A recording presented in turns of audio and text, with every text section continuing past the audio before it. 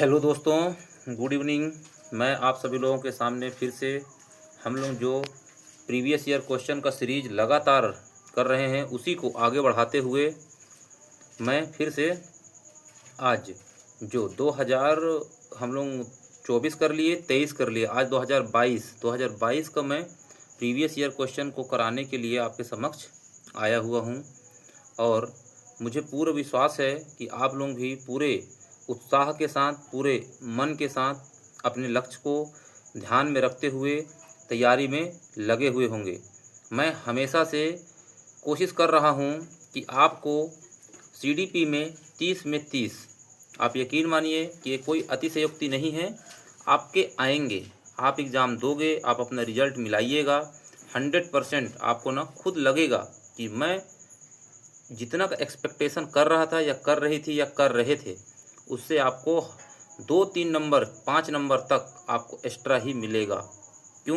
क्योंकि कई बच्चे लोगों का कमेंट आ रहा है, इसमें मेरे मैसेज करते हैं, इंडिविजुअल मैसेज करते हैं कि हाँ सर, जो 2024 का क्वेश्चन किए थे और 2023 का क्वेश्चन कर रहे हैं उनमें बहुत सारा क्वेश्चन रिपीट हो रहा है। तो चलिए समय को ना गवाते हुए मैं सीधा क्वेश्चन पे आता हूँ। क्वेश्चन नंबर 51 है ना। तो ये फिर से बता दे रहा हूँ, ये कौन सी ईयर का है भाई? तो ये 2022 का हम लोग कर रहे हैं, डीएलएड का। ओके, चलिए शुरू करते हैं। क्वेश्चन क्या बोल रहा है कि दो या दो से अधिक लोगों के बीच परस्पर संचार क्या कहलाता है।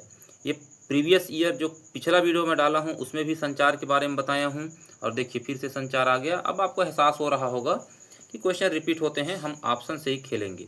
तो संचार का मतलब ही है, देखिए कि एक तरफ से कुछ बोला जाए और एक तरफ कोई उसको, मतलब एक सेंडर होगा, एक रिसीवर होगा, और बीच में क्या होगा? कम्युनिकेशन, कोई ना कोई माध्यम होगा, उसी के माध्यम से तो जाएगा। तो दो लोग तो कॉमन है और परस्पर सहयोग होगा। देखिए जो ऑप्शन में होगा वो आंसर हो जाएगा। तो क्या बोल रहा है? संचार कहलाता है संगठनात्मक, पारस्परिक, अंतर्वैयक्तिक और इनमें से कोई नहीं। तो इनमें से कोई नहीं तो होगा नहीं। और बोला क्या है? दो या दो से अधिक, दो या दो से अधिक। ध्यान से देखिएगा इसका आंसर क्या होगा। तो इसके आंसर के लिए मैं थोड़ा सा आपको ना, इसका राइट आंसर एक्चुअल क्या है? पारस्परिक। इसका राइट आंसर क्या है? पारस्परिक।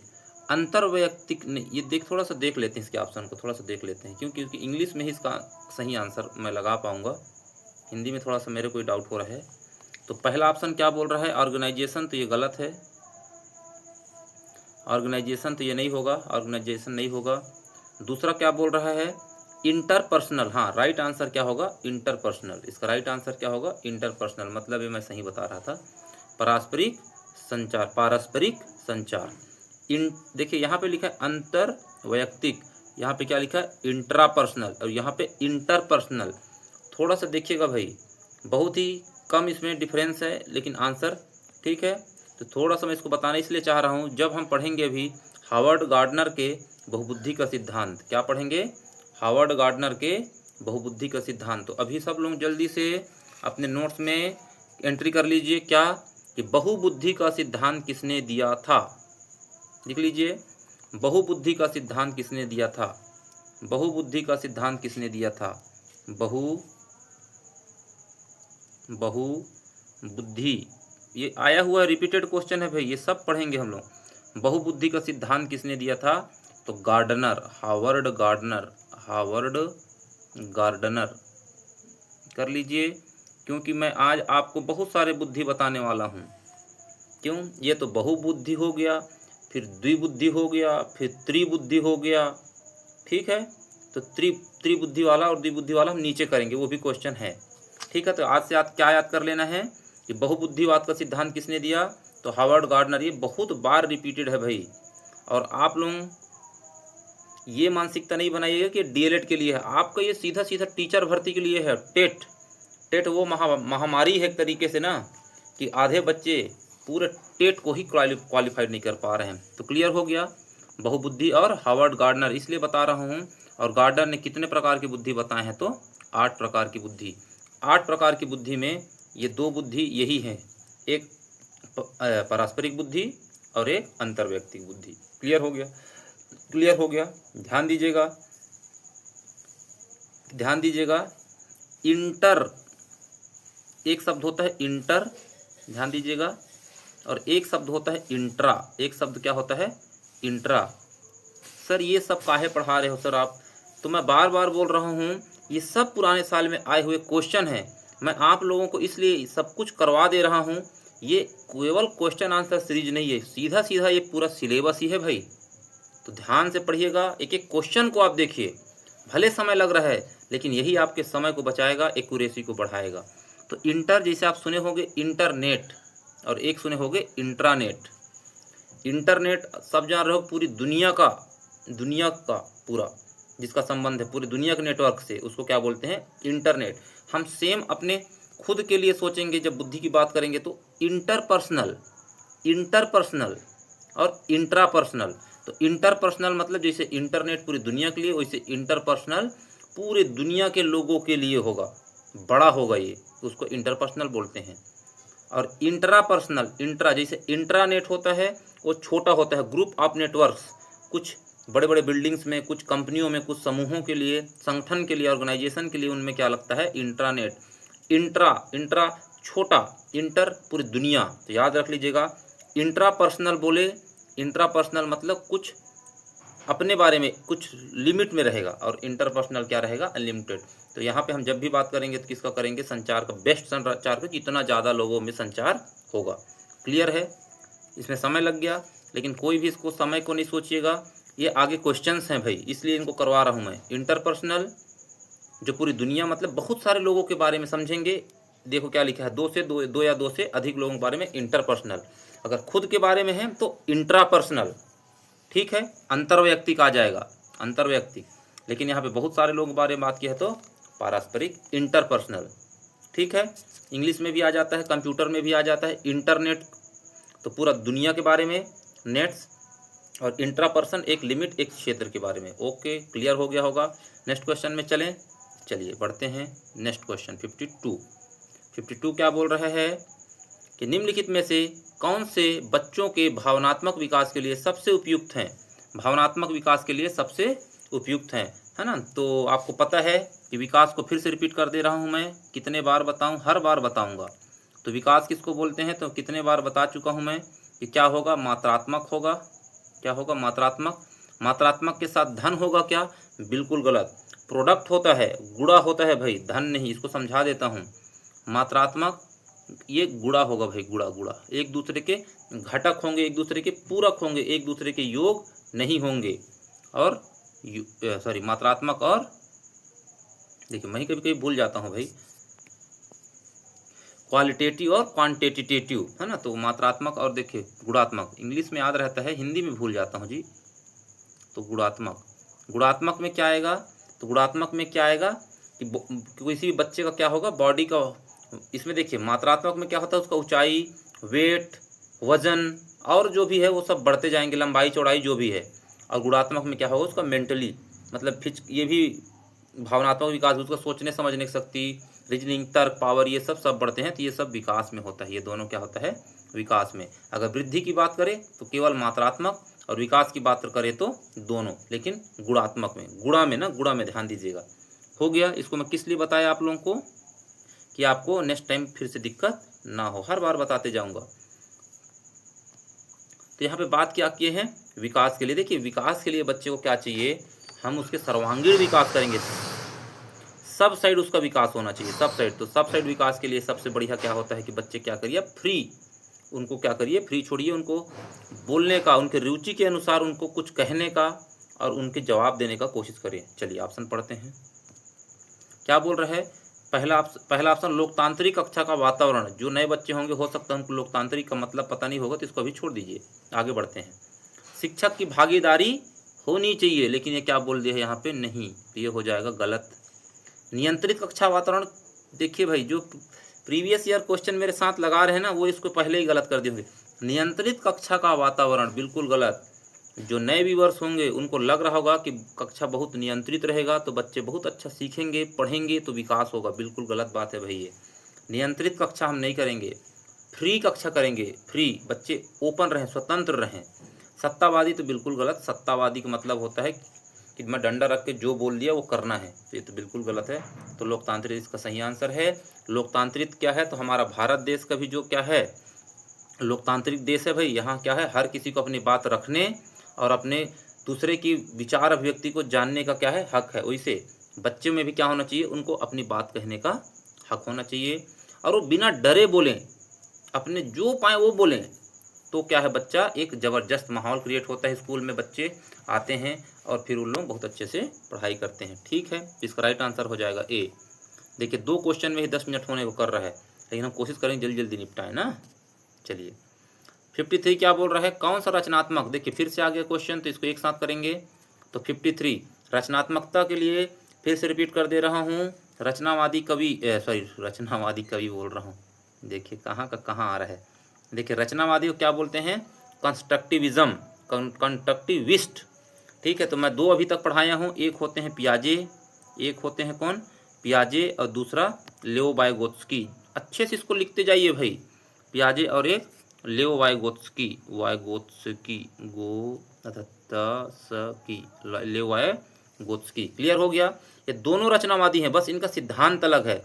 तो पियाजे कौन सा सिद्धांत दिए हैं, तो बच्चे के विकास के मनोसंज्ञानात्मक विकास, कौन सा, ये लिखते नहीं बन रहा है,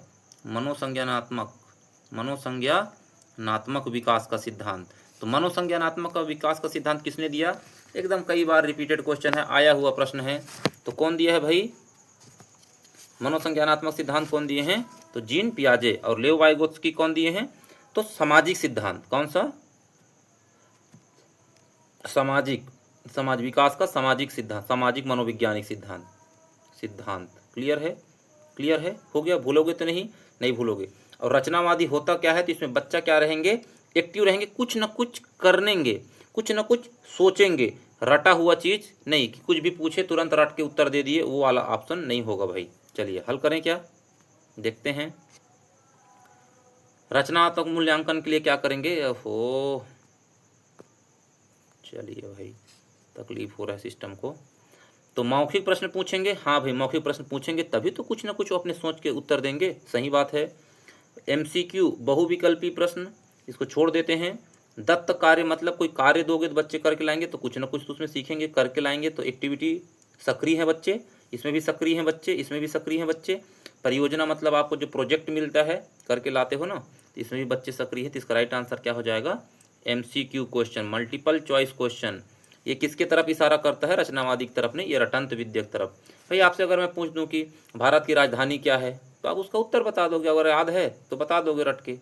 कितने जिले हैं, कितने तहसील हैं, कितने आपके राज्य हैं, है ना, सूर्य किस दिशा से उगता है, ये सब क्या है, फैक्ट है, फैक्चुअल, इसी को बोलते हैं मल्टीपल चॉइस क्वेश्चन, जो अभी में हम कर रहे हैं। देखिए इसमें 4 ऑप्शन दिया हुआ है, अगर आपको याद है तो टिक कर दोगे, याद नहीं है तो नहीं करोगे, इसमें कौन सा दिमाग लगाना है बताइए। तो ये सब चीज़ क्या होते हैं, MCQ क्वेश्चन किस में आता है, तो ये आता है रचनावादी में, नहीं आता है। एक तो इसी के साथ मैं एक आपको एक कॉन्सेप्ट और दे रहा हूँ, लिख लीजिएगा, लिख लीजिए, चिंतन, लिख लीजिए मेरे साथ में लिखिए सब लोग भाई। चिंतन मतलब क्या होता है, सोच विचार करने की शक्ति। चिंतन कितने प्रकार के, 2, कितने प्रकार के हम पढ़ेंगे, 2। एक होता है अभिसारी, एक होता है अभिसारी, और सब लोग जान गए होंगे दूसरा क्या होगा, अपसारी। एक सुने होंगे जो विज्ञान वाले होंगे, अभिकेंद्री बल, और एक सुने होंगे अपकेंद्री बल, है ना। तो दही बोलते हैं, कई बार क्वेश्चन है साइंस में कि हम लोग जब माठा या दही बनाते हैं तो जो घुमाने वाला रहता है उसमें कौन सा बल लगता है, वही वाला। और जब हम गाड़ी उड़ी को घुमाते हैं, इसे टर्न करते हैं मोड़ में, तो उसमें कौन सा बल लगता है, तो अभिसारी। और हम जब दही वही को इसे करते हैं, मथते हैं, तो कौन सा, अपसारी। तो पता चल रहा होगा अपसारी। देखिए इस चित्र को देखिए, ये कैसे बना रहा हूँ, देखिए इस तरीके से बना रहा हूँ, देखो ये आने वाला क्वेश्चन है भाई, हर साल के पेपर में दिखेगा। और अभिसारी का मतलब क्या होता है, अभिसारी मतलब केंद्र की तरफ आएंगे सब, किसके तरफ, केंद्र की तरफ, इसी को बोलते हैं MCQ। इसमें आपके पास बहुत सारे ऑप्शन है, लेकिन एक तो उसका आंसर होगा, उसको आपको आंसर बता देना है। तो 2 प्रकार के चिंतन होते हैं, एक अपसारी चिंतन, एक अपसारी चिंतन। अपसारी चिंतन को रचनावादी बोलते हैं भाई। ये किसको सपोर्ट करता है, तो रचनावादी को। किसको सपोर्ट करता है, रचनावादी को। क्यों, क्योंकि यहाँ क्वेश्चन एक होगा, लेकिन हम उसको बहुत तरीके से क्या कर सकते हैं, सोच सकते हैं, बहुत तरीके से क्या कर सकते हैं, बना सकते हैं। जैसे कि मैं आपको बोल दिया कि बच्चे आज क्या करोगे, आप लोग क्या करोगे आज, आप आज हरी सब्जियां 5-5 हरी सब्जी लेके आना, 5-5 हरी सब्जी तोड़ के लाना या नाम उनको खोज के लाना। तो देखो बच्चे क्या करेंगे, कई लोग कुछ लेके आ गए, कुछ अलग लेके आ गए, कुछ खोजेंगे, कुछ सीखेंगे। तो इस तरीके को क्या बोलते हैं, अपसारी चिंतन। अगर मैं एक थ्योरी दे बोल दिया कि गणित का इस प्रश्न को आप इस तरीके से बना के लाइएगा, तो कई लोग उसको कई तरीके से बना के लाएंगे। ठीक है, वो कई तरीके से सोचना ही क्या है, अपसारी चिंतन। और अभिसारी चिंतन क्या होता है, बहुत सारे में से एक को टिक करना। फैक्ट सत्य या असत्य, सही या गलत, ये अपसारी चिंतन में आता है और ये अपसारी चिंतन में आता है। तो बेस्ट कौन सा होता है, हमेशा हम बच्चे को अगर विकास करना है, बेहतरीन शिक्षा देना है, तो किसको सपोर्ट करेंगे, अपसारी शिक्षा को। एवरीवन क्लियर, समझ पा रहे हैं सब लोग? ओके, अगर समझ पा रहे हैं तो बहुत ही अच्छी बात है, खुद के लिए आप ताली बजा लीजिए भाई। ये क्वेश्चन आया हुआ है, हर बार आएगा, बार बार बोल रहा हूँ कि आप डीएड, बीएड, टेट, गुरुजी आपका फाइनल उद्देश्य क्या है, टेट करना है क्या, डीएड करना है क्या? फाइनल उद्देश्य आपका भी क्या होगा, हमको एक गवर्नमेंट नौकरी लेना है, शिक्षा विभाग में जाना है, तो आपको टीचर की तैयारी करना है। ठीक है, इसी को बोलते हैं, अपसारी को बोलते हैं ओपन इंडेड क्वेश्चन। क्या बोलते हैं, open ended, open ended question. बिल्कुल लिख लीजिएगा, इसको लिख लें। इसको क्लोज इंडेड, इसको क्या बोलते हैं, close ended, close CLOSE, close ended. इसको बोलते हैं खुला अंत वाला प्रश्न। इसको क्या बोलते हैं हिंदी में, खुला अंत वाला प्रश्न। सेम टू सेम लिख के आता है भाई, थोड़ा सा यकीन करिए और इसको लिख लीजिए, खुला अंत वाला और ये बंद अंत वाला, ये बंद अंत वाला। ठीक है, भूलेंगे तो नहीं। चलिए 16 मिनट हो गया, नेक्स्ट क्वेश्चन में चलते हैं। तो इसका राइट आंसर क्या हो जाएगा, अच्छा राइट आंसर नहीं पता चला, चल गया, बी नंबर हो जाएगा इसका राइट आंसर, बी। 54 को छात्रों को प्रेरित करने का सबसे अच्छा तरीका क्या है भाई, कि उनके अंदर की भावनाओं को आप जगा दीजिए, वो सेल्फ मोटिवेटेड हों, बाह्य मोटिवेशन ना। ठीक है, तो मोटिवेशन बता दिया हूँ, 2 प्रकार की मोटिवेशन होते हैं, इसको नहीं लिखूंगा, बता रहा हूँ, लिख लीजिए। 2 प्रकार की मोटिवेशन, एक इंट्रिंसिक, एक एक्सट्रिंसिक, एक आंतरिक और एक बाह्य। बेस्ट कौन सा होगा, रचनावादी कौन सपोर्ट करेगा, जीन पियाजे सिद्धांत कौन सपोर्ट करेगा, रचनावादी। बच्चा एक्टिव किस में रहेगा, तो इंट्रिंसिक मोटिवेशन, इसमें बच्चे को कुछ भी करने के लिए क्या होगा, उसको बहुत आनंद आएगा, खुद से इंटरेस्ट लेगा, किसी दूसरे को दिखावे के लिए वो नहीं करेगा। ठीक है, सेल्फ की बात करेगा। तो इसमें छात्रों को प्रेरित करने के लिए सबसे अच्छा तरीके, उसके अंदर उन्हें उपयुक्त पुरस्कार देकर, बिल्कुल नहीं, पुरस्कार दोगे तो क्या होगा, बच्चा पुरस्कार के लालच में तो करेगा, लेकिन उसका विकास पूरा जीवन भर के लिए नहीं होगा। हर समय उदाहरण देकर, हर समय नहीं भाई, कभी कभी, हर समय ये गलत है, हाइपरबोल है, ये गलत शब्द है। कक्षा में भाषण देकर, बिल्कुल नहीं, ये गलत है। इसका सही आंसर क्या होगा, उन्हें उचित मार्ग दर्शन एक बार दे दिया, अगर बच्चा उस चीज़ को समझ गया तो खुद से मोटिवेट होकर हमेशा मेहनत करते रहेगा, आगे बढ़ते रहेगा। क्लियर हो गया, 2 प्रकार की मोटिवेशन, खुद के लिए, खुद की संतुष्टि के लिए तो इंट्रिंसिक, आंतरिक, और अगर इनाम हो गया, नौकरी पाने के लिए हो गया, किसी के लिए कुछ कर गुजरने के लिए हो गया, दूसरे के लिए, वो सब क्या हो जाएगा, बाह्य। याद रखिएगा, आया भी है, हर बार आ रहा है वो क्वेश्चन। मानव विकास क्या है जी, तो देखिए अभी मैं पढ़ा दिया था, इसका सिर्फ आंसर बताऊंगा। तो विकास की बात आ गई, तो क्या गुणात्मक होगा, बिल्कुल गलत। मात्रात्मक होगा, बिल्कुल गलत। एक निश्चित सीमा तक, अरे विकास तो भैया गर्भ से बोला हो ना, क्या है, बॉम्ब से लेके टॉम्ब, हाँ ऐसे ही है, गर्भ से लेके मृत्यु, कब्र तक मृत्यु तक। तो इसका राइट आंसर क्या हो, गुणात्मक एवं मात्रात्मक दोनों। आगे बढ़े, फ्रोबेल का शिक्षा का महत्वपूर्ण, तो इसको रट लीजिए। फ्रोबेल सीधा बात किसके किए हैं, किंडरगार्टन जो KG1 KG2 पढ़ाते हो ना जी आप लोग बच्चे को, KG1 KG2, ये वही है, किनका दिया हुआ है, तो फ्रोबेल का। आगे बढ़ जाते हैं, ठीक है, इसको याद कर लीजिएगा सीधा। ये देखिए अभी प्रेरणा आ ही गया ना। अभी प्रेरणा किस प्रकार का कारक है, अभी प्रेरणा मोटिवेशन वाला है। तो देखिए शारीरिक है क्या, नहीं। मनोवैज्ञानिक, सांस्कृतिक है क्या, नहीं। तो क्या होगा ये, इसका सही आंसर क्या होगा, मनोवैज्ञानिक, सामाजिक नहीं, मनो, क्योंकि हम मन से ही सब कुछ करते हैं, मनोवैज्ञानिक। ठीक है, जस्ट सेकेंड ना, थोड़ा सा रुकिए भाई, उधर शोर हो रहा है। चलिए थोड़ा सा डिस्टर्बेंस आ गया था, आगे बढ़ते हैं। ठीक है, तो राइट हो गया इसका आंसर, तो राइट आंसर सी हो जाएगा। अब हम क्या करेंगे, जल्दी बढ़ते हैं 58 की तरफ। यह कहा जाता है कि एक कक्षा में विद्यार्थियों के मध्य वैयक्तिक भिन्नता, इसको भी बिल्कुल एज इट इज रट लीजिएगा जी, इसको हम एक वरदान के तौर पे समझते हैं भाई। अपॉर्चुनिटी, अपॉर्चुनिटी क्या बोलोगे आप? एक अपॉर्चुनिटी क्या लिखते हैं जी इसको? अवसर, अवसर, सॉरी, अवसर के रूप में देखते हैं, ठीक है ना। वैयक्तिक भिन्नता को मैं समझा दे रहा हूँ, ऐसे कभी भी नहीं होगा ना कि वैयक्तिक भिन्नता से प्रश्न ना आए भाई, कभी भी ऐसे नहीं होगा कि प्रश्न ना आए, ठीक है। वैयक्तिक भिन्नता बता देता हूँ। जैसे एक स्कूल है ना, इसमें क्या होता है, बच्चे लोग आते हैं तो बहुत प्रकार के बच्चे आते हैं। किसी का क्या होता है, थोड़ा मानसिक कमज़ोर होते हैं, कुछ पढ़ने लिखने में कमज़ोर होते हैं, खेलने कूदने में ज़्यादा अच्छे होते हैं, कुछ बहुत ही पिछले तबके के तथाकथित पिछले, कोई पिछला नहीं होता है, लेकिन मान लीजिए जो पिछड़े हैं, कुछ थोड़ा सा कमज़ोर हैं, समाज से थोड़ा अलग हैं, है ना, जनजाति साइड के हैं, उन लोग बच्चे क्या है, थोड़ा विकास कम हो पाता है। अगर वो भी स्कूल में आए हैं आपके, तब ये क्या बोल रहे हैं, हमको क्या करना है, उनका सम्मान करना है जी। हमेशा याद रखिएगा ये प्रश्न को, इस बात को, हमेशा उनका क्या करना है, सम्मान करना है उनको। हमको एक अवसर के रूप में लेना है। क्यों? क्योंकि जब बहुत जगह के बहुत प्रकार के बच्चे एक साथ बैठते हैं ना, तो इससे कुछ ये सीखता है, इससे कुछ ये सीखता है, ये इससे कुछ ये सीखता है, कोई इससे कुछ नया चीज़ सीखते हैं जी। तो बच्चे में क्या होता है, विकास होता है, ठीक है। तो हम लोग कभी मल्टी कल्चरल, विभिन्न अलग अलग संस्कृति वालों को अच्छे से, तो ठीक है। इसका आंसर पहले बता देता हूँ, फिर डिस्कशन करते हैं। इसका राइट आंसर क्या हो जाएगा?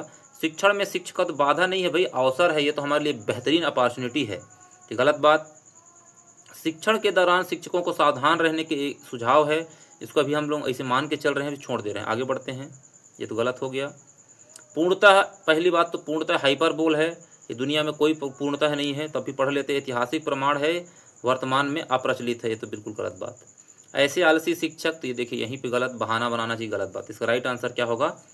शिक्षकों के लिए सावधान और एक सुझाव है। क्या सुझाव है, मैं आपको समझा रहा हूँ, इसको थोड़ा समझिएगा। आज का लेंदी इसलिए है क्योंकि कोई ऐसे क्वेश्चन नहीं पूछा है, आपको बहुत सोच समझ इसका आंसर देना है। तो देखिए क्या होगा, विभिन्न प्रकार के बच्चे जहाँ पढ़ेंगे ना, तो एक लाइन मेरा एकदम याद रख लीजिएगा, आज के बाद कभी भी आपका क्वेश्चन गलत नहीं होगा, ये बात इसको याद कर लीजिए बस। इससे ज़्यादा इसमें कुछ भी नहीं बताऊंगा। समान एवं सबको, मतलब समान शिक्षा, समान शिक्षा, शिक्षा कैसे देना है जी? सबको समान देना है, सबको बराबर देना है। लेकिन लेकिन लेकिन लेकिन इसको थोड़ा सा हटाता हूँ। हाँ, शिक्षा क्या देना है? समान देना है। लेकिन ध्यान दीजिएगा, निर्देश, निर्देश सबके लिए निर्देश, निर्देश क्या होगा? अलग अलग होगा, अलग अलग होगा, अलग अलग होगा। ध्यान दीजिएगा, क्या होगा? अलग अलग होगा भाई, अलग अलग होगा। क्यों इतना मैं जोर दे के बोल रहा हूँ? क्योंकि अभी मैं कथन बोलने वाला हूँ, आप लोग बताना सही है गलत। चलिए बताओ। जब विभिन्न योग्यता वाले बच्चे क्लास में पढ़ते हैं तो हमें एज अ टीचर उनको समान शिक्षा और समान निर्देश देना चाहिए। समान शिक्षा और समान निर्देश देना चाहिए, सही है गलत? विभिन्न वैयक्तिक विभिन्नता वाले बच्चों को पढ़ाते समय हमें उन्हें समान शिक्षा और सभी के साथ समान व्यवहार करना चाहिए, सही है कि गलत? बताइए। समान व्यवहार करना चाहिए, सही है कि गलत? समान निर्देश देना चाहिए, सही है कि गलत? बोलिए। इसमें बहुत लोग अपने मन में आंसर दे रहे होंगे कि ये दोनों कथन सही हैं, जबकि दोनों कथन गलत है भाई, दोनों कथन गलत है। शिक्षा तो हम समान देंगे, लेकिन निर्देश अलग अलग देंगे, क्योंकि हम ये भूल जा रहे हैं कि वहाँ अलग अलग प्रकार के बच्चे हैं, सीखने की उनकी क्षमता अलग अलग है। तो जब सीखने की क्षमता अलग अलग है तो हमको ट्रीट भी थोड़ा सा अलग अलग करना पड़ेगा। क्लियर हुआ? तो हम क्या करेंगे? विभेदित निर्देशन करेंगे, विभेदित, विभेदित निर्देशन। ये शब्द एज अ टीज लिख के आता है भाई, सेम टू सेम लिख के आता है। मेरा पुराना वीडियो डाला हुआ है, अभी जो CTET में पेपर हुआ था ना, सेम ये क्वेश्चन लिख के आया था। विभेदित निर्देशन, हाँ, अलग अलग। इसी को दूसरे शब्दों में क्या हम सभी के साथ समान नहीं, सभी के साथ समान नहीं। स्टैंडर्ड शिक्षा देंगे सबको बराबर, या मानक? नहीं, मानक शब्द तो पहले ही गलत है, मानक नहीं देंगे। हम क्या करेंगे? लचीलापन। क्या देंगे हम जी?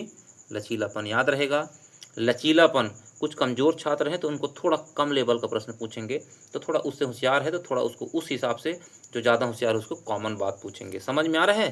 क्लियर हुआ कि जिस हिसाब से बच्चा है उस हिसाब से उसके साथ ट्रीट करेंगे, लेकिन सबके साथ समान शिक्षा देंगे, सबको समान शिक्षा देंगे। क्लियर हो गया होगा? चलिए, तो इसका राइट आंसर क्लियर हो गया। क्या करेंगे हम? टीचर को थोड़ा सा सावधान रहने की जरूरत है और अपना अनुभव का प्रयोग करना है। तो राइट आंसर बी 59 का। तो 59 का आंसर, पहली बात कि संचार के लिए देखिए फिर से आ गया, तो संचार के लिए क्या होना चाहिए? पारस्परिक संबंध होना चाहिए। तो बहुसांस्कृतिक को मैं भी काट रहा हूँ, आर्थिक को भी काट रहा हूँ, राजनीति को भी। इसका राइट आंसर क्या हो जाएगा? सामाजिक, क्योंकि ये जो सांस्कृतिक है ना, ये सामाजिक के अंदर ही आ जाएगा। ठीक है, इसको कनेक्ट करोगे तो हो जाएगा ये कनेक्ट। बहुसांस्कृतिक वाले बच्चे हैं, अलग अलग बैकग्राउंड से आए हुए बच्चे को हम लोग क्या बोलते हैं? बहुसांस्कृतिक। तो उनको हम क्या करेंगे जी? उनसे फ़ायदा क्या होगा हमको? कि प्रभावी संचार में फ़ायदा मिलेगा। एक दूसरे से बच्चे, अलग अलग प्रकार के बच्चे हैं, सब क्या सीखेंगे? देखिए, उसी प्रश्न को इधर बहुसांस्कृतिक लिख दिया, इधर संचार लिख दिया। हम इसको अवसर के रूप में देखेंगे। चलिए, बच्चा हर तरह की किताब से ज़्यादा महत्वपूर्ण है, ये क्या है? टैगोर का एक दृष्टिकोण है। तो इसको सीधा सीधा आप रट लीजिए। क्या हो जाएगा इसका? व्यक्तिगत उद्देश्य। क्या हो जाएगा ये? व्यक्तिगत उद्देश्य। ठीक है, इसमें कुछ अलग से नहीं है। एनसीएफ 2005 शिक्षक की भूमिका क्या है? एनसीएफ 2005 में पढ़ाऊंगा आपको। 2005 NCF 2005 NCF national curriculum framework बोलते हैं इसको, राष्ट्रीय पाठ्य चर्चा शायद, हाँ राष्ट्रीय पाठ्य चर्चा। अभी कौन सा चल रहा है? तो एनसीएफ 2023। अभी कौन सा चल रहा है? 2023 22 23, सॉरी कन्फ्यूजन क्यों हो रहा है? शायद एनसीएफ 2023 ये आ गया है, 23 या 22 है। ठीक है, क्लियर हो जाएगा। जो लेटेस्ट है, इससे अभी इस बार एकलव्य एग्जाम हुआ है ना, एकलव्य का, उसमें इससे क्वेश्चन आया है, नहीं तो अभी तक इससे क्वेश्चन नहीं आता, एनसीएफ 2005 से ही आता है। तो ठीक है, तो एनसीएफ 2005 क्या बोल रहा है? जो शिक्षक होगा ना, वो शिक्षक क्या होगा? परामर्शदाता होगा। शिक्षक क्या होगा? परामर्शदाता। क्या होगा? परामर्शदाता। परामर्शदाता। अगर ये ऑप्शन दिया तो ये होगा, अगर इसको ना दे के ऑप्शन क्या दिया है? सुविधादाता। क्या होता है? सुविधादाता। सबसे बेस्ट ऑप्शन क्या हो जाएगा? सुविधादाता। फैसिलिटेटर बोल सकते हो, फैसिलिटी प्रदान करने वाला। कोऑर्डिनेटर, सहयोग प्रदान करने वाला। इस तरीके का ऑप्शन को लेना है। ठीक है, तो राइट आंसर क्या हो जाएगा? सुविधा प्रदान करने वाला। क्या आंसर हो जाएगा इसका? सुविधा प्रदान करने वाला। देखिए लिखा है फैसिलिटेटर। क्या लिखा है? फैसिलिटेटर। इसका राइट आंसर क्या हो जाएगा? फैसिलिटेटर। देखो, सुविधा प्रदान करने वाला। ठीक है, मोंटेसरी विद्यालय बल देता है, मोंटेसरी विद्यालय बल देता है। तो इसको भी मारिया मोंटेसरी उनका नाम है। क्या है? मारिया मोंटेसरी उनका नाम है। ये किसके ऊपर फोकस किए हैं? तो बच्चे इंद्रिय प्रशिक्षण का सिद्धांत, जो अपने सेंस से इंद्रिय गामा बोलते हैं, इंद्रिय पियाजे क्या बोले हैं? इंद्रिय गामा अवस्था, 0 से लेके 2 वर्ष के बच्चे को बोले हैं। तो यहाँ पे क्या होगा? इंद्रिय प्रशिक्षण का सिद्धांत मतलब क्या होगा? सेंस से बच्चा क्या है? अपने खुद टच करके, फील करके, है ना, सुन करके, देख करके सीखता है। तो उनको अधिक से अधिक अवसर देना चाहिए छोटे बच्चे को। ठीक है, मोंटेसरी। इसका राइट आंसर हो जाएगा ए, है ना। पहला बुद्धि परीक्षण, इसको बिल्कुल एज इट इज रट लीजिएगा। इसको मैं उस दिन कराया भी हूँ, फिर से करा दे रहा हूँ, जो भूले नहीं होंगे तो। MA/, बताइए MA/BA इंटू 100। ये क्या है सर? तो IQ निकालने का सिद्धांत। IQ कैसे निकालते हैं? तो किसी बच्चे का मेंटल एज अगर इतना है और किसी का एक्चुअल बायोलॉजिकल एज, मतलब जिस उम्र का सही का है, वो यहाँ लिखेंगे और इसको क्या कर देंगे? 100 से गुणा कर देंगे, राइट आंसर आ जाएगा। तो सबसे पहला बुद्धि परीक्षण कौन किया है? तो बा से। अच्छा, मैं ट्रिक से तो बताया नहीं आपको, एक बार ट्रिक से बता देता हूँ। बुद्धि का परीक्षण पहला बुद्धि से विनय, बा से बुद्धि, बा से विनय, बा से बुद्धि, बा से विनय। क्लियर हो गया? तो पहला बुद्धि परीक्षण किसने दिया? तो अल्फ्रेड विनय। थियोडोर साइमन भी थे इनके साथ में। क्या नाम था उनका? Theodore Simon. Theodore Simon. शायद ये 1806 की बात है जी, 1806 या 1809। क्लियर है? इसको मैं अभी नहीं बता रहा हूँ भाई, गलत चीज़ पढ़ाना भी सही नहीं है। तो थियोडोर साइमन तक की याद रखिए, मैं डेट एकदम क्लियर आपको बता दूंगा। थियोडोर साइमन के साथ विनय ने पहला बुद्धि परीक्षण किया। क्लियर हो गया? हावर्ड गार्डनर कितने प्रकार के बुद्धि दिए? तो 8 प्रकार के। कौन सा सिद्धांत दिए? तो बहुबुद्धिवाद का सिद्धांत। क्लियर हो गया? दूसरा चीज। तीसरा चीज देखिए, अब इसी से समझा रहा हूँ।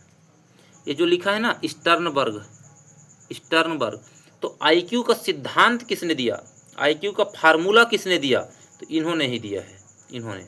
ठीक है, यहाँ पे क्या बोले, परीक्षण किसने किया है, तो बिने ने, ठीक है। और ये देखिए एक नाम और आ गया, चार्ल्स एडवर्ड स्पीयरमैन। स्पीयरमैन ने बुद्धि का कौन सा सिद्धांत दिया है, तो द्विबुद्धि का सिद्धांत, द्विबुद्धि का सिद्धांत। अगर आता है कि द्विबुद्धि का सिद्धांत किसने दिया, तो द्विबुद्धि सिद्धांत स्पीयरमैन। बहुबुद्धि का सिद्धांत तो हार्वर्ड गार्डनर। पहला बुद्धि परीक्षण तो किसने दिए हैं, अल्फ्रेड बिने। सूत्र या सिद्धांत किसने दिया है, तो स्टर्नबर्ग। सूत्र क्या है, तो ma/ba इंटू 100। क्लियर हो गया। आज का क्वेश्चन बहुत ही शानदार आया है, आप लोगों के पूरा दिमाग खोल देगा, एकदम माइंड फ्रेश कर देगा। लगेगा कि हमको एकदम क्या यही तो क्वालिटी चाहिए आपको। अगर सीडीपी में नंबर लाना है तो आपको एक एक शब्दों का अर्थ पता होना चाहिए, ठीक है। आप लोग क्या करते हैं, प्रश्नों को जल्दी जल्दी पढ़े और ऑप्शन को बहुत देर तक पढ़ते नहीं, आपको क्वेश्चन को बहुत ध्यान से पढ़ना है। उसका अगर आपको मीनिंग पता चल गया ना, तो आंसर ऑटोमेटिक निकल जाता है। चलिए, कौन सा एक अच्छे विद्यालय का गुण नहीं है, तो इसमें तो आपको कोई बहुत कुछ बात नहीं है। सभी विषयों का शिक्षण होना चाहिए, सही बात है भाई, ये तो इसका आंसर नहीं। वाद विवाद और निबंध लेखन, ये भी बहुत अच्छी बात है। खेल का कोई आयोजन नहीं भाई, खेल का आयोजन वाला तो व्यवस्था होना चाहिए, यही आंसर हो जाएगा। यही क्या हो जाएगा, आंसर हो जाएगा। चलिए आगे बढ़ें। बच्चों को मौखिक या अशाब्दिक दंड देने का परिणाम होता है। देखिए, दंड ही शब्द गलत है, बच्चे को दंड नहीं देना चाहिए। अगर आप बच्चे को दंड देंगे तो क्या हो जाएगा, उन्हें कार्य करने के लिए प्रेरित होगा। अरे वो तो भाग जाएगा भाई, गुस्सा से शर्मा जाएगा, मतलब उसको फील हो जाएगा, बेइज्जती टाइप फील हो जाएगा, वो आएगा ही नहीं। बच्चे की छवि की रक्षा करेगा क्या, रक्षा कहाँ कर रहे हो उसको, तो और उनके स्कोर में ये बिल्कुल देखिए, उसके ऑटोमेटिक आंसर निकलना था। आत्म अवधारणा को नुकसान, उसका सोच सेल्फ के ऊपर प्रभाव पड़ जाता है, यार मैं गधा हूँ, है ना, मेरे को दंड मिलता है, इस तरीके से, ठीक है। लेबलिंग, वही पिछला क्वेश्चन पढ़े थे, लेबलिंग। अच्छे संप्रेषण, देखिए फिर संचार को ही तो संप्रेषण बोलते हैं जी। आप संप्रेषण बोल रहे हो, क्या करोगे, अच्छा विचारों की स्पष्टता होनी चाहिए भाई। विचारों की स्पष्टता अगर हुआ तभी आपका आइडिया एकदम क्लियर होना चाहिए। देखिए इसको थोड़ा दिखा देता हूँ आपको, क्या लिखा हुआ है,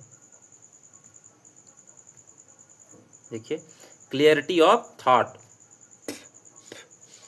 क्या होना चाहिए आपका, क्लियरिटी ऑफ थॉट। थॉट एकदम विचार आपको स्पष्ट होना चाहिए भाई। तो इसका राइट आंसर क्या हो जाएगा, इसका राइट आंसर क्या हो जाएगा, तो ऐसे ही से प्रश्न भी आते हैं। देखिए कितना इजी प्रश्न आ गया है ना, तो क्या हो गया, इतना इजी प्रश्न आ गया। तो इसका राइट आंसर क्या होगा, विचारों की स्पष्ट, नाटक की प्रस्तुति, अरे तो ये सब नहीं।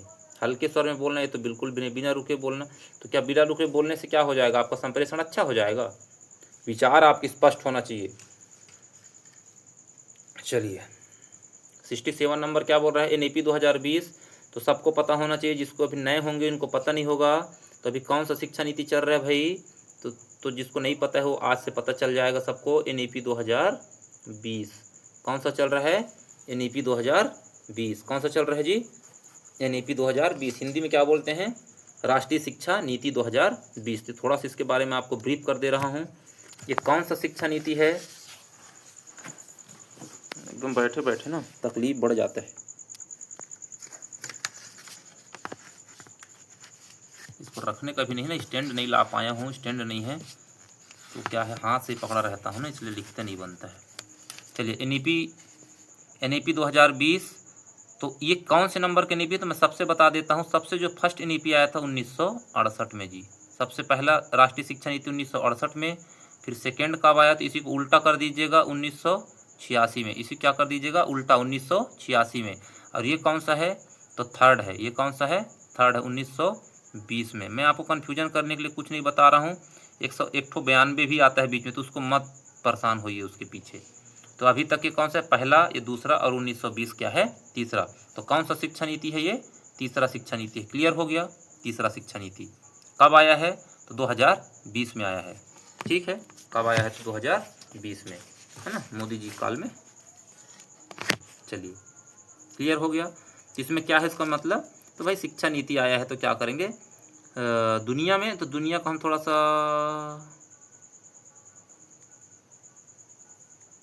अच्छा ये नहीं होगा, ये भी नहीं होगा, ये भी क्यों, क्योंकि देखिए हमको क्या मिल गया है, रचनात्मक क्षमता। हम पूरा ही कोशिश कर रहे हैं बच्चा क्या करे, सीखे नया चीज़, कुछ भी हो, क्रिएटिविटी करके सक्रिय रहे, सीखे। तो राइट आंसर हो जाएगा डी। मनोविज्ञान की विषय वस्तु, तो मनोविज्ञान ही बोल दिया है, तो मनोविज्ञान मतलब मन से होने वाला। लॉजिक करना, तर्क करना, वितर्क करना, है ना, किस चीज़ को सोचना, वो सब किसकी बात है? आत्मा। तो गलत, मनुष्य गलत, व्यवहार गलत। राइट आंसर क्या हो जाएगा? बी। राइट आंसर क्या हो जाएगा? बी। आगे बढ़ जाएं।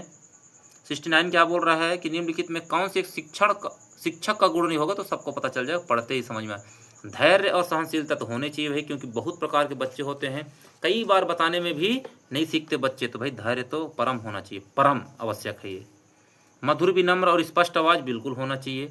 अंधविश्वासी नहीं होना चाहिए। अंधविश्वासी का मतलब समझ रहे हो? कई लोग सोच रहे अरे लड़का तो एकदम गधेच होते हैं, इधर साइड के बच्चे हैं या तो इस तथाकथित इस क्षेत्र के बच्चे हैं तो एकदम जीरो होते हैं, पिछले क्लासों में तो कुछ सिखाया ही नहीं, ये तो जीरो है, ये सब नहीं, अंधविश्वासी नहीं। ठीक है, तो राइट आंसर सी। 70 में देखिए, श्याम पट मतलब क्या होता है? जो व्हाइट बोर्ड, ब्लैक बोर्ड जिसमें लिखते हैं जी, उसी को बोलते हैं ना। तो देखिए सब कुछ क्लियर है, ये तो एकदम दिख रहा है।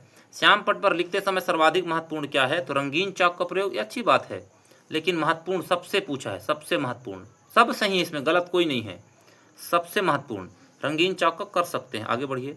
स्वच्छ लिखावट और पंक्तियों में उपयुक्त अंतर। स्वच्छ लिखावट और पंक्तियों में उपयुक्त अंतर, ये भी बढ़िया ऑप्शन है। स्पष्ट और शुद्ध लेखन और डस्टर को उचित, तो डस्टर को उचित उपयोग का मतलब नहीं है। स्वच्छ लिखावट, स्वच्छ लिखावट मतलब आपका राइटिंग बहुत अच्छा होना चाहिए, भले चाहे गलत लिखो, नहीं ऐसे नहीं। स्वच्छ लिखावट होना चाहिए, स्वच्छ नहीं, स्पष्ट लिखावट होना चाहिए जी। क्या होना चाहिए? स्पष्ट लिखावट और शुद्ध लेखन होना चाहिए, एक्यूरेसी होना चाहिए। तो राइट आंसर क्या हो जाएगा इसका? सी। इसमें गलती किए होंगे बहुत लोग। अभी प्रेरणा देखिए कितना तो क्वेश्चन आ गया जी मोटिवेशन से, कितना देर से मैं समझा रहा हूँ, इससे तो प्रश्न आता ही है एकदम सबसे जी। अभिप्रेरणा का एक मूलभूत नियम जो छात्रों को कठिन परिश्रम करने के लिए प्रेरित करता है, तो सेल्फ मोटिवेशन दीजिए उसको। देखिए सेल्फ मोटिवेशन का मतलब ये छात्र अपने लक्ष्य को स्वयं निर्धारित करें, यही इसका आंसर हो जाएगा। आप पढ़ लीजिए नहीं तो ऑप्शन को। अन्य के द्वारा तो ये तो इंट्रिंसिक नहीं, बाह्य मोटिवेशन हो जाएगा। दंड वाला बात है ये सब पुरस्कार ये सब बाह वाला। देखा कितना ही जीत है ये क्वेश्चन, एक बार आप अच्छे से पढ़ लिए कि दो प्रकार के मोटिवेशन होते हैं, इंट्रिंसिक और एक्सटेंसिक, आंतरिक और बाह्य। आंतरिक में बच्चा खुद से अपने संतुष्टि के लिए सीखता है जी, और वो हमेशा लगन लगा करेगा, किसी के दिखावा के लिए नहीं, लालच के लिए नहीं, नौकरी के लिए नहीं, खुद की संतुष्टि के लिए। वही आंसर सही है, बस इतना में ही आपका आंसर निकल जाएगा। 72 नई शिक्षा नीति में अभी बता दिया कि नई शिक्षा नीति 2020 अभी चल रहा है। तो नई शिक्षा नीति के उद्देश्य ही क्या है? हम रचनात्मक बच्चे को एक्टिव रखेंगे और सब कुछ सिखाने की कोशिश करेंगे, सभी को शिक्षा का समान अवसर। तो ये तो सदियों से सभी शिक्षा नीति का है, ये नई शिक्षा नीति बस का नहीं है, ये सही है, लेकिन ये पुराने जमाने से चलते आ रहा है। संपूर्ण शिक्षा प्रणाली में सुधार करने के लिए इसको भी देख लेते हैं। शिक्षा को रोजगार नहीं, कोई भी रोजगार बस के लिए दोगे तो नॉर्मल ज्ञान के लिए नहीं दोगे, जिसका रोजगार नहीं लगा तो डिग्री मतलब कॉलेज वॉलेज ये सब नहीं। इसका राइट आंसर क्या होगा? देखिए सभी को शिक्षा समान अवसर, ये तो बहुत पुराना है, ये तो हमारा क्या बोल रहा है 2009 का जो क्या आया था RTE राइट टू एजुकेशन, उसी में ये सब बोला गया है। तो नई शिक्षा नीति का उद्देश्य क्या है? बी। संपूर्ण शिक्षा प्रणाली में सुधार, छोटे बच्चे में भी, प्राइमरी में भी, बालवाड़ी में भी। मैं 2020 शिक्षा नीति इतना ज़बरदस्त आपको पढ़ाऊँगा ना कि भूलेंगे नहीं। ठीक है, थोड़ा समय हो जाता है ज़्यादा, इसलिए देखिए 38 मिनट हो चुका है तो मैं इसको अभी नहीं समझाऊंगा, बस इतना बता देता हूं कि राष्ट्रीय शिक्षा नीति 2020 में हम बालवाड़ी और पहली दूसरी, फिर अलग से तीसरी चौथी पाँचवीं, फिर अलग से छठवीं सातवीं आठवीं, फिर 9वीं 10वीं 11वीं 12वीं, 4 चरण हैं। ठीक है, पहले इसको एक दिन करा तो दिया हूँ जी। पहले वाले क्या बोलते हैं हम लोग? बुनियादी। पहले वाले क्या बोलते हैं? बेसिक, बुनियादी। बुनियादी के बाद प्री मतलब क्या? मतलब प्री प्राइमरी बोल दीजिए, फिर मिडिल और फिर माध्यमिक, इस तरीके से बटा हुआ है। इसका राइट आंसर बी। आगे बढ़ जाएं। आपको शिक्षण व्यवसाय पसंद है तो ये तो एकदम सही बात है, सही है। तो जो आपको क्या होगा? कम जिम्मेदारी है। अरे कौन बोलता है कम जिम्मेदारी है? यह आसान है, आसान काहे रहेगा? आपको अधिक छुट्टियां प्रदान करता है, बिल्कुल गलत। ये सही आंसर क्या हो जाएगा? आप इसमें रुचि देखिए, रुचि उचि शब्द बहुत ही बेहतरीन शब्द होते हैं, यही सब आंसर को हिट करता है भाई। इंटरेस्ट, रुचि, लगातार प्रयास, प्रॉब्लम को जानना, ये सब चीज़ें बहुत अच्छा चीज़ होता है, उनको सही करिएगा। ठीक है, 73 के बाद 74 देख लेते हैं। एक शिक्षक का अपेक्षित व्यवहार कैसे होना चाहिए? तो शिक्षक का व्यवहार कैसे होना चाहिए? तो आप एकदम रट डालो इसको, प्रभावशाली नहीं, आदर्शवादी होना चाहिए। इसीलिए बोलते हैं रोल मॉडल, आदर्शवादी। हमारे लिए वो सब कुछ आदर्श, एक उदाहरण होता है, तो आदर्शवादी हो। हम सभी बुद्धि, देखिए क्या लिखा हुआ है, बहुत अच्छे से पढ़िएगा, वही घूम फिर के वही आ रहा है। बुद्धि, प्रेरणा, रुचि, अब ये सब जब आ ही गया, के संदर्भ में भिन्न है। अगर ये भी है, ए है, ये बी है, मान लीजिए ए है, ये बी है, ये सी है, ये क्या हो रहे हैं, अलग अलग रुचि के हैं, ये डी है मान लीजिए, अलग अलग इनमें है, तो ये क्या दर्शा रहा है, व्यक्तिगत भिन्नता। तो 100% है व्यक्तिगत भिन्नता है, ए अलग है, ये बी है, तो इसका राइट आंसर क्या हो जाएगा, व्यक्तिगत भिन्नता। बुद्धि के सिद्धांत अनुसार ये सब नहीं होगा, लेकिन हम इसको क्या करेंगे, अच्छे में लेंगे, अच्छा है क्लास के लिए, अलग अलग बैकग्राउंड से आते हैं तो बच्चा सीखता है। राइट आंसर क्या हो जाएगा, व्यक्तिगत भिन्नता है। तो अब कहीं प्रश्न आ जाए कभी कि व्यक्तिगत भिन्नता किन किन पॉइंट में हो सकता है, तो बुद्धि में हो सकता है, प्रेरणा में हो सकता है, बुद्धि में हो सकता है, प्रेरणा में हो सकता है, रुचि में हो सकता है, अपने पर्यावरण में हो सकता है। क्लियर हुआ? विद्यार्थियों के लिए सर्वाधिक महत्वपूर्ण क्या है भाई, बच्चे के लिए सबसे अच्छा है कि उनको फ्री और उनको बोलने का मौका दीजिए, सुनिए, तो क्या हो जाएगा, फ्री। कठिन परिश्रम, अरे भैया कठिन परिश्रम कौन करता है आजकल, आज्ञाकारिता होना चाहिए, कठिन परिश्रम होना चाहिए, विनम्रता होना चाहिए, लेकिन पूछा क्या है क्वेश्चन में, सर्वाधिक महत्वपूर्ण, सबसे इम्पोर्टेंट। तो सबसे इम्पोर्टेंट क्या हो जाएगा भैया, स्वतंत्र चिंतन, स्वतंत्र चिंतन, स्वतंत्र चिंतन, इंडिपेंडेंट थिंकिंग। कितने बार से बता रहा हूँ कि बच्चे को फ्री रहने दीजिए, फ्री सोचने दीजिए, फ्री बोलने दीजिए, एक्टिव रहने दीजिए, वही आपका राइट आंसर हो जाएगा। बिना मेहनत किए आपको फ्री में नंबर दिलाएगा GCDP, कम मेहनत में ज़्यादा, है ना, इनपुट आउटपुट रेशियो बोलते हैं इसको। ठीक है, आगे बढ़ जाएं। बाल विकास के अध्ययन का क्षेत्र, तो बाल विकास में क्या करोगे भाई, बच्चे को ही हम मेन मानेंगे। बाल विकास के विभिन्न चरणों का अध्ययन कर सकते हैं, बाल विकास पर पर्यावरण के विभिन्न प्रभावों का अध्ययन कर सकते हैं, व्यक्तिगत विभिन्नताओं का अध्ययन कर सकते हैं, और उपरोक्त सही दे दिया है तो सब सही हो जाएगा। बाल विकास का अध्ययन महत्वपूर्ण है, अरे बार बार देखिए कै ठो क्वेश्चन आप बनाओगे, एकदम इजी है। बच्चों की उचित परवरिश करने के लिए, ये सही बात है, लेकिन पूछा क्या है, महत्वपूर्ण है ना। बच्चे का सर्वांगीण, अब सर्वांगीण शब्द जब आ ही गया तो हम आगे बढ़ोगे भी नहीं तो सही है, क्योंकि सब इसके अंदर ही आ जाएगा, ये व्यवहार भी इसके अंदर आ जाएगा, परिवेश भी इसके अंतर्गत आ जाएगा, अच्छा नागरिक निर्माण भी, सर्वांगीण विकास करोगे तो सब आ जाएगा। तो राइट आंसर बी, इतना इजी है। देखिए आप समझ में आ रहा होगा, जो लगातार जुड़े हैं ना और मेहनत कर रहे हैं उनको समझ में आ रहा होगा CDP कितना इजी है। और ये कोई किताब या किसी चीज़ से आप पूरा किताब खंगाल डालोगे ना, आपको क्लियरिटी नहीं मिलेगी। क्लियरिटी मिलेगा सिर्फ पुराने साल के प्रश्न उत्तर को अच्छे से लगाने से और आत्मनिरीक्षण करने से, क्या मेरे से हो पा रहा है, मैं क्या सोच रहा था अभी तक। ये चीज़ अगर आप जान गए कि आप गलत सोच रहे थे सही और उसको सुधार लिए, तो आपका आंसर कभी गलत नहीं होगा। चलें आगे बढ़ें। किशोर अवस्था की विशेषताएं निम्नलिखित में से कौन सी है, तो ये मैं देखिए एक दिन अपने एक स्टूडेंट से बात भी कर रहा था, उनको मैं फ़ोन में ही उनको पढ़ाया था ये बात कि किशोर अवस्था को क्या बोलते हैं, तूफान और संवेग की अवस्था बोलते हैं। इसको कौन बोला ये भी बताया था उनको, स्टेनले हॉल, स्टेनली, कहीं पे स्टेनली लिखा रहता है, हॉल, ये भूलना नहीं, एकदम रिपीटेड क्वेश्चन है भाई, बिना ये आता ही है प्रश्न, स्टेनले हॉल कि तूफान और संवेग की अवस्था किस मनोविज्ञान ने कहा है, तो स्टेनले हॉल के द्वारा। कैसे याद करोगे, हॉल, हॉल बोलने में थोड़ा पावरफुल लग रहा है, तूफान, हॉल, हालगिस बोलते हैं, जितन जैसे कि तूफान आई पूरा घर दुआरी हालगिस, याद रख ली है जी आपन भी। ठीक है, आत्मसम्मान की भावना, किशोर अवस्था की विशेषताएं, आत्मसम्मान की भी बात सही है। तो आत्मसम्मान की भावना कब एक्टिव ज़्यादा होता है, तो किशोरावस्था में।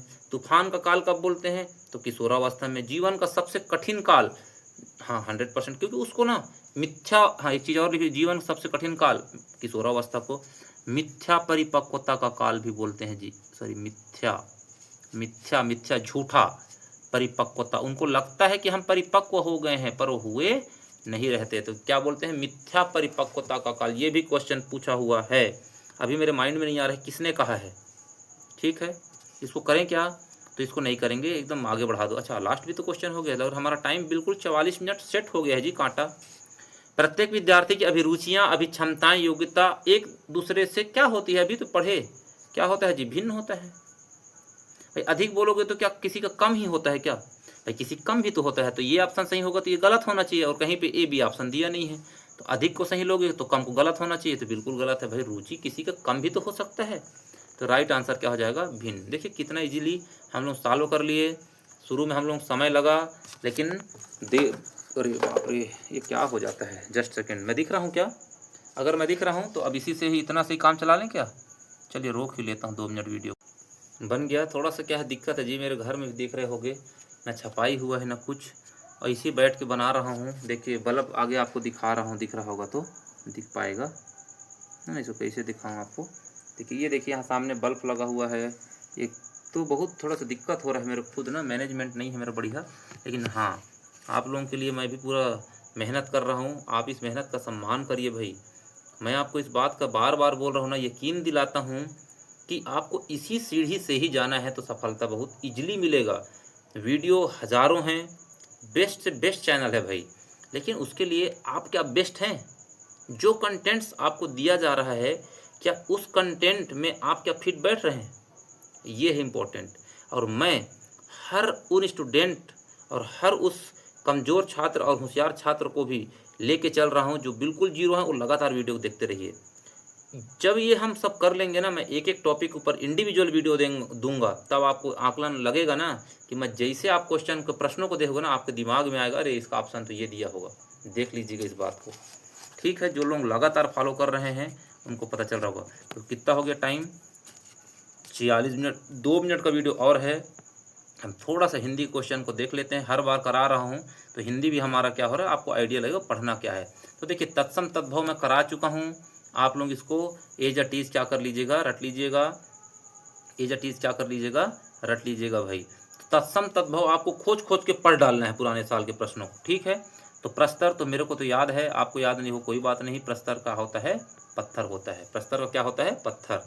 भारत देश महान है, इस वाक्य में विशेषण तो आपको सबको पता है कि संज्ञा किसको बोलते हैं, किसी के नाम को संज्ञा बोलते हैं।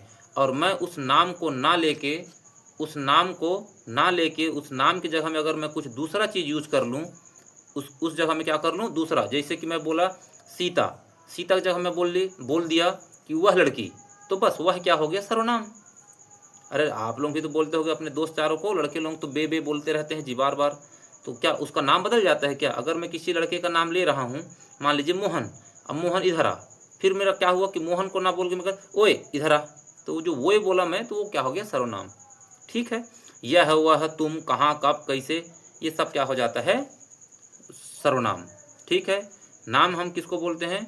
संज्ञा किसको बोलते हैं? किसी भी वस्तु के नाम, किसी के स्थान के नाम, किसी भी व्यक्ति का नाम, उनको क्या बोलते हैं, संज्ञा। तो उन्हीं के स्थान, जैसे मैं बोला बाजार, तो बाजार की जगह मैं क्या बोलूँगा, वहाँ जहाँ बहुत भीड़ लगा था शुक्रवार के दिन, वो बाजार ही है। तो बस इस तरीके से संज्ञा की भी, संज्ञा नाम को और उनकी जगह में दूसरा शब्द यूज कर लिया तो सर्वनाम कहलाता है। और संज्ञा एवं सर्वनाम की विशेषता बताने वाले शब्द को क्या बोलते हैं, विशेषण। इतना सबको पता होगा। तो यहाँ पे पढ़ते हैं थोड़ा। भारत देश महान है, तो देश क्या है जी, देखिए भारत देश क्या है, भारत देश के बारे में बता रहा है कि वो कैसा है, तो महान है, उसकी विशेषता बता रहा है। तो इसका राइट आंसर क्या हो जाएगा, बी। हम एक शब्द और पढ़ते हैं, क्रिया। तो किसी काम का होना का बोध होता है उसको क्रिया बोलते हैं, और जो क्रिया की विशेषता बताएगा उसको क्या बोलते हैं, क्रिया विशेषण बोलते हैं। बिल्कुल ध्यान रखिएगा, क्रिया किसको बोलते हैं, तो आना जाना, खाना पीना, उठना बैठना, रोना मारना पीटना, ये सब क्या है जी, क्रिया है। किसी काम का होने का फील होगा। मैं बोल दूं मैं तेज पढ़ाता हूँ, तो पढ़ाना क्या हो गया, क्रिया। कैसे पढ़ाता हूँ, तो तेज। तो यहाँ पे विशेषण तेज नहीं बोलोगे, क्या बोलोगे, वो क्रिया की विशेषता बताए तो क्रिया विशेषण।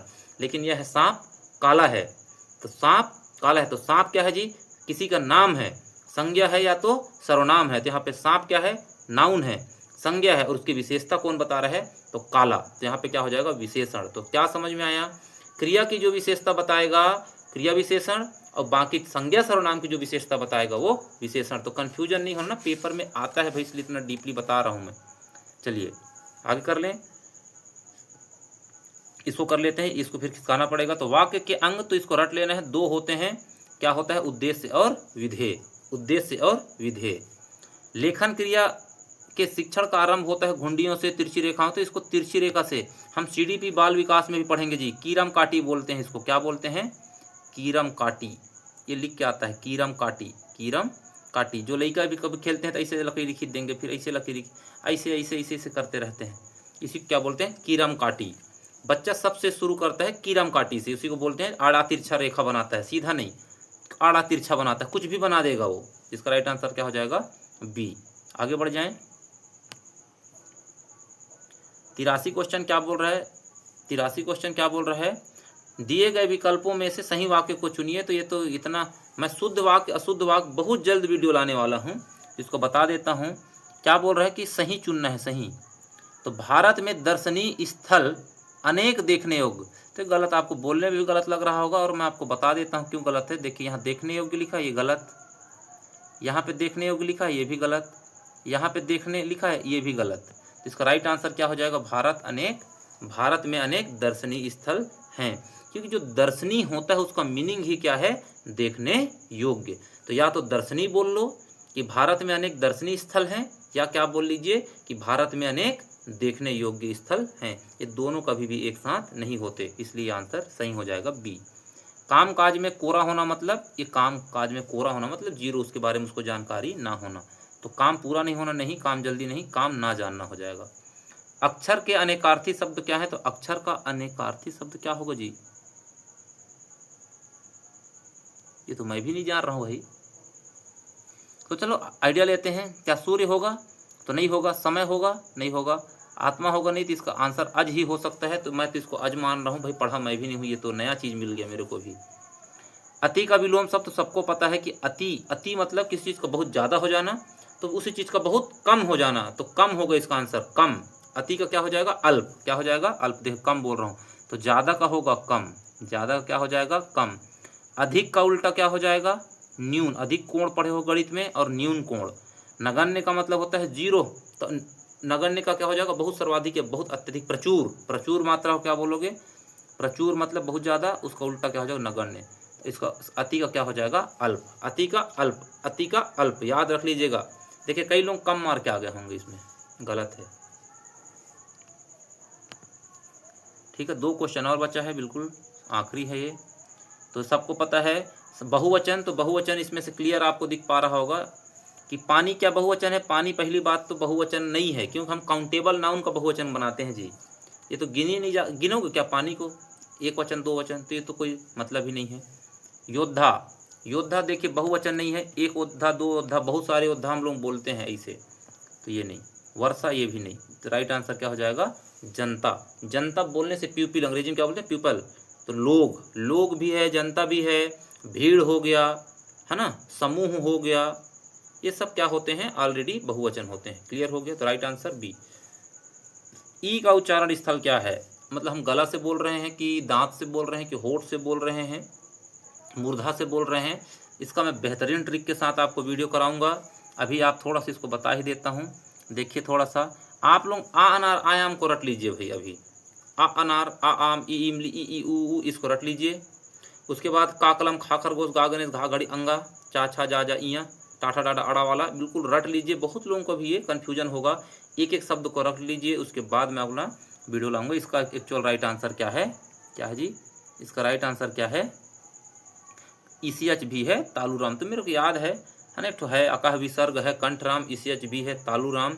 रिटस, री ऋषि, और रिटस, रिटस को पुकारो मूर्धा जी, और लिटस को जानो दंत जी, है ना, वो है ना। और क्या है, ए कहे कंठ तालु, केवल वा वजन दंतोष्ट में, इस तरीके से है। उसको मैं सब करा दूंगा, आप बेफिक्र रहिए। 1 नंबर आपका 100% फिक्स है। ये वाला क्वेश्चन हर बार आता है, कहाँ है स्थान, आता ही है। एक वचन बहुवचन आते ही हैं, स्त्रीलिंग पुल्लिंग आते ही हैं, समास पढ़ा दूंगा, संधि पढ़ा दूंगा, एकदम आप बेफिक्र रहिए। बहुत समय है, लगातार बस इतना करिए कि जो चीज़ मैं पढ़ा रहा हूँ उसको आप बिल्कुल एज अ टीज रट लीजिए। एक बार मेरे कहने में आप मेरा विश्वास कर लीजिए, आपका डीएड का पेपर बहुत पास है। आपको खुद यकीन हो जाएगा ना कि मैं बोल रहा हूँ कि इस सब का मेरे पास अनुभव है। आप भरोसा कर सकते हैं। आपको ऐसा लगता होगा कि मैं अगर कम हूँ, तो आप दूसरे वीडियो के साथ देख के तुलना कर लीजिए। अभी लगभग मैं 3-4 वीडियो डाल चुका हूँ, आइडिया लगा पा रहे होंगे कि हमको पूरा डेडिकेटेड होके जो चीज़ चाहिए वो चीज़ मिल रहा है ना, तो बस वो सही है। बस कोई अच्छा पढ़ा रहा है, बेकार पढ़ा रहा है, उससे आपको मतलब नहीं होना चाहिए। मतलब ये होना चाहिए क्या उससे आपका क्वेश्चन बन पा रहा है, ये मेन इंपॉर्टेंट है। बस थोड़ा सा दिक्कत हो रहा होगा क्वालिटी में, इसमें सब मैनेज कर लीजिए। अल्टीमेटली आपको नंबर किससे मिलेगा, क्वेश्चन को सही करने से। किसी भी टीचर के बेस्ट पढ़ा देने से अगर आप आंसर को टिक नहीं कर पाए ना, वो उसकी सार्थकता नहीं है। ठीक है, तो जो आपको जैसा लगे भैया करिए। बस हम इतना ही कहेंगे कि अगर आपको फ़ायदा मिल रहा है तो इस कोशिश का सम्मान करिए, अपने दोस्तों के साथ शेयर करिए भाई चैनल को। बहुत मेहनत लगता है वीडियो बनाने में और शायद आपको मज़ा भी आ रहा होगा पढ़ाई करके। फिर से बता दे रहा हूँ, इस नंबर पे आप लोगों को इंडिविजुअल मैसेज करना है। बहुत कम बच्चे का ही मैसेज आ पाया है, 6005155037। इसमें मेरे को मैसेज करिए व्हाट्सएप में कि आपको पढ़ाई कैसे लग रहा है और किस विषय के ऊपर आपको है ना दिक्कत हो रहा है, उसको मैं वीडियो बना दूंगा। ओके, अभी के लिए बस इतना ही। अपना ख्याल रखिए, मस्त आराम से सोइए और सुबह जल्दी 4 बजे उठिए और बढ़िया रिवीजन मारिए। ओके।